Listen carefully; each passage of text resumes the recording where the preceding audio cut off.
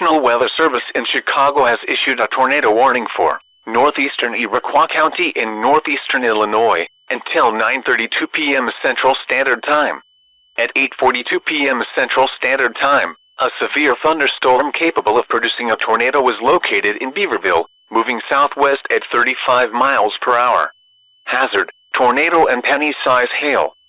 Source: radar indicated rotation. Impact: flying debris will be dangerous to those caught without shelter. Mobile homes will be damaged or destroyed. Damage to roofs, windows, and vehicles will occur. Tree damage is likely. Locations impacted include Beaverville, Papineau, Martinton, Larrabelle, Pittswood, and Iroquois. Take cover now. Move to a basement or an interior room on the lowest floor of a building. Avoid windows. If you are outdoors, in a mobile home, or in a vehicle, move to the closest substantial shelter and protect yourself from flying debris.